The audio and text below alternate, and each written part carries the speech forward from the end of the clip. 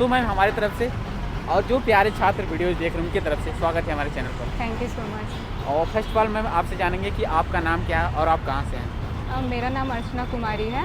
मैं सिवान जिला की रहने वाली हूँ। जी।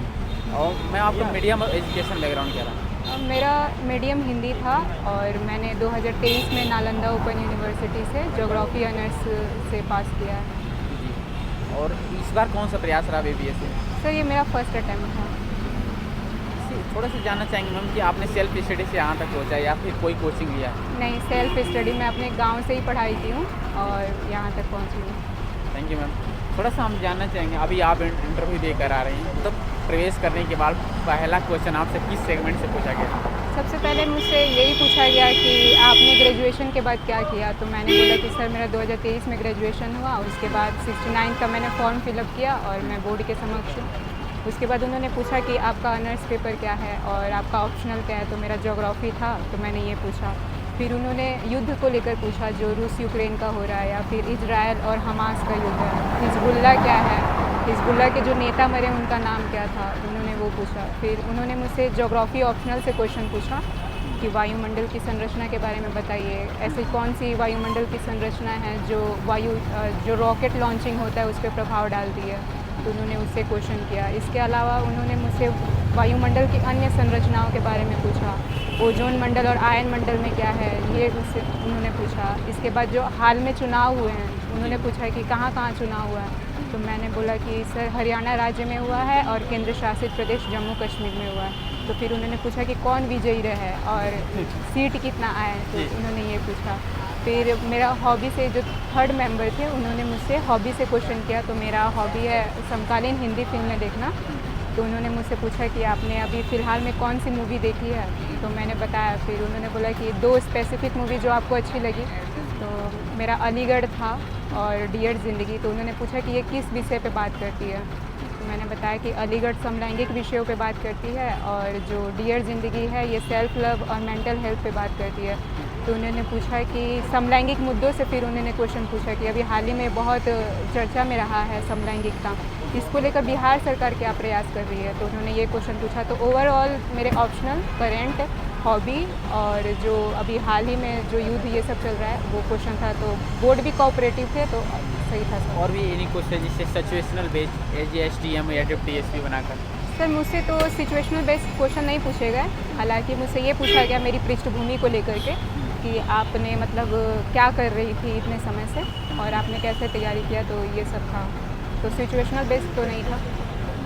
समय अभी मैं आप जानना चाहेंगे थोड़ा सा जो 17 BPSC फिल्म्स होने वाले हैं और मतलब किस तरीके से प्रिपेयर करें छात्र जो उनका फिल्म्स आसानी से पढ़े, आप फर्स्ट अटेम्प्ट में यहाँ तक पहुँचे इंटरव्यू, तो कुछ तो अलग किए होंगे? सर मुझे लगता है कि किसी भी चीज़ में जाने से पहले हमें पता होना चाहिए कि रास्ता कैसे हम पहुंच सकते हैं, तो इसके लिए है कि प्रीवियस ईयर क्वेश्चन देखना चाहिए और उससे हमें पता चल जाता है कि कौन सा सेगमेंट हमारे लिए इम्पॉर्टेंट है। मुझे लगता है कि BPSC के लिए NCERT बहुत ज़रूरी है, तो NCERT को कवर करना चाहिए, खासकर 11th-12th का जो NCERT है वो कवर कर सकते हैं। करेंट को कवर करना चाहिए, तो मुझे लगता है कि ये कवर करे, और बिहार के लिए इम्तियाज़ अहमद है, ये 3 सोर्सेस है जो जिससे हो सकता है अच्छे से। और भी जो GS के सेगमेंट में जैसे history, politics, geography, economics, environment, थोड़ा इसके भी शॉर्ट में बता दीजिए। हिस्ट्री के लिए मुझे लगता है कि जो एंशिएंट हिस्ट्री है क्लास 11th और 12th का वो पढ़ना चाहिए। ज्योग्राफी के लिए क्लास 11th और 12th का NCERT पढ़ना चाहिए न्यू वाला, और पॉलिटी के लिए लक्ष्मीकांत, ये सफिशिएंट है। इकोनॉमिक्स अगर करना चाहते हैं तो मृणाल सर का वीडियो है वो देखना चाहिए, और करंट के लिए तो कोई एक आप सोर्स जो भी आप करते हो वो करना चाहिए, तो इससे हो जाएगा। इससे लगातार पैटर्न बदल रहा है BPSC का, भाई मतलब UPSC के सेम पैटर्न में चल रही है, लगभग हर साल बदल रहा है, मतलब जो फैक्ट बेस्ड क्वेश्चन और कॉन्सेप्ट बेस्ड क्वेश्चन उसको कैसे स्ट्रांग मजबूत बनाए? सर ये तो सही हो रहा है कि फैक्ट बेस्ड क्वेश्चन की जगह पे अब डीप में पूछा जा रहा है, तो कॉन्सेप्ट अगर क्लियर है तो ये हो जाएगा, और इसके लिए NCERT बेस है और इससे कवर हो जाएगा। मैम ऑप्शनल एलिमिनेशन की प्रक्रिया बहुत इंपॉर्टेंट है सिविल सर्विसेज एग्जाम में खासकर, तो इसको मतलब स्ट्रॉन्ग डिसीजन कैसे लें? कई बार 2-4 ऑप्शन रहता है, ऐसा लगता है कि 2 बिल्कुल नहीं है, लेकिन 2 में कन्फ्यूजन रहता है कि ये भी हो सकता है ये भी, तो उस समय एक स्ट्रॉन्ग डिसीजन कैसे लें और क्या मतलब निर्णय लेना चाहिए, रिस्क लेना चाहिए कि नहीं? सर वो तभी होगा जब आप अपना सेल्फ एनालाइज करते हैं। जब भी हम सेट बनाते हैं या फिर क्वेश्चन बनाते हैं तो हमें देखना रहता है कि अगर 2 ऑप्शन पे डाउट है तो हमें ये एनालाइज करना रहता है कि मैंने जो ऑप्शन चूज़ किया है वो क्यों चूज़ किया, और जो जितना भी मैंने होप करके बनाया है या फिर तुक्के पे बनाया उसमें से कितना सही रहा। तो ये तभी होगा जब हम सेल्फ एनालाइज हमेशा करते रहें, और कभी भी हम जब तुक्का लगाते हैं तो वो कहीं ना कहीं चीज़ों को हमने पढ़ा है और वो हमारे सबकॉन्शियस माइंड में रहता है, तो इससे हो सकता है। जैसे मैम टेस्ट सीरीज हो और जैसे बहुत सारी कोचिंगें हैं, मेंटरशिप प्रोवाइड करा रही हैं मेंस और फिल्म्स के लिए, तो मेंटरशिप आपने ज्वाइन किया था, और क्या मेंटरशिप प्रोग्राम सही है? सर मैं कोचिंग से नहीं जुड़ी हूँ तो मैं इसके बारे में तो ज़्यादा नहीं बता पाऊँगी, बट जो जुड़ा होगा वो अच्छे से जानता है। मुझे लगता है कि अगर आप कॉन्फिडेंट है, आपको पैटर्न पता है एग्ज़ाम का और आपका कॉन्सेप्ट पे क्लियर है, तो किसी चीज़ की ज़रूरत नहीं है। आप गांव से भी अच्छे से यूट्यूब की मदद से या फिर गूगल की मदद से आप तैयारी कर सकते हैं। कुछ यूट्यूब चैनल या टेलीग्राम चैनल सजेस्ट करना चाहिए? बहुत सारे छात्र हमसे जुड़े हुए जो आपकी तैयारी में हेल्प मिला हो, किसी को प्रमोशन नहीं। अच्छा सर, अगर जेन्युइन बताऊँ तो मैं न्यूज़पेपर के लिए या करंट के लिए जनसत्ता पढ़ती थी। एडिटोरियल के लिए मैं दृष्टि का एडिटोरियल एक आता है डेली, वो पढ़ती थी। इसके अलावा कुछ यूट्यूब चैनल हैं, जैसे इंडियन ज्योग्राफी के लिए मैंने आलोक सर का वीडियो देखा था, इकोनॉमी के लिए मृणाल सर का वीडियो देखा था, तो ये मुझे सही लगा। थोड़ा सा मेंस पर भी बात कर लेते हैं मैम, कि मतलब जो GS 1, 2, 3, 4, 5 उसके कैसे आपने तैयार किया, हर पेपर को क्वेश्चन वाइज कैसे आपने प्रिपेयर किया? यस सर, अगर NCERT पे पकड़ है तो GS 1 और 2 कवर हो जाते हैं, और GS 1 में अगर देखा जाए तो DI के लिए आप प्रीवियस ईयर का क्वेश्चन देना ही है।